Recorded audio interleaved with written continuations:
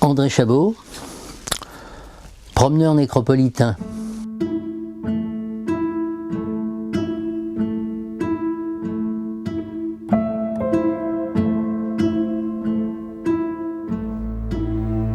Je m'intéresse bien sûr au paysage du cimetière, mais bien davantage aux individus.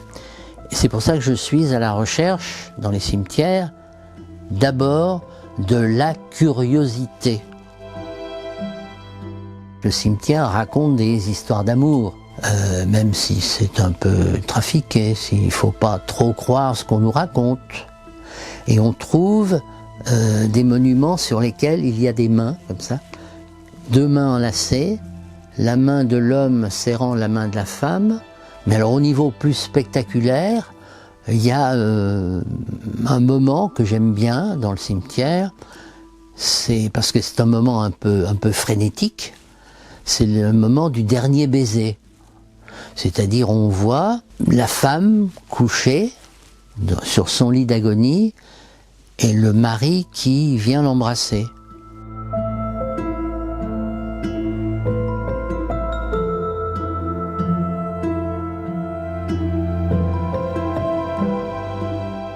Donc je suis parti cracher ma bile dans des expositions, dans des musées, dans des galeries, en m'appuyant sur des photos de cimetières. Et je pense notamment à une installation qui s'intitule « Pour toi France ».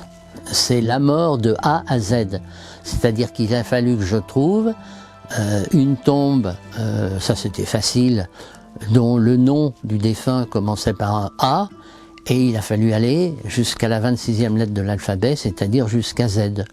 Mais j'ai découvert, en visitant ces cimetières, une chose épouvantable, à savoir que je suis mortel.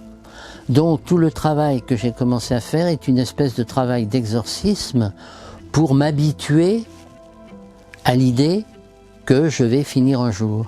Il y a une certaine façon de ruser avec la mort, même si on sait qu'elle est toujours vainqueur, en fin de compte. Eh bien, c'est de laisser des traces.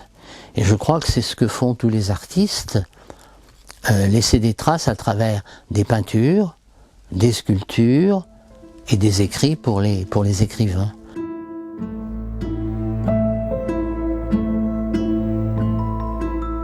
L'humour dans mon travail, c'est de l'humour noir, forcément. Bon. Mais c'est évidemment une forme de réaction. Hein. C'est pour essayer de se sauver.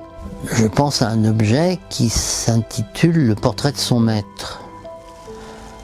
Alors, vous voyez sans doute le chien de la voix de son maître, hein, qui écoutait le gramophone. Alors, j'ai installé sur une chaise ce chien qui a la tête légèrement inclinée, qui contemple quoi? Qui contemple un cercueil avec un hublot. Et à l'intérieur, qu'est-ce qu'il attend? Il attend son os, donc l'os de son maître.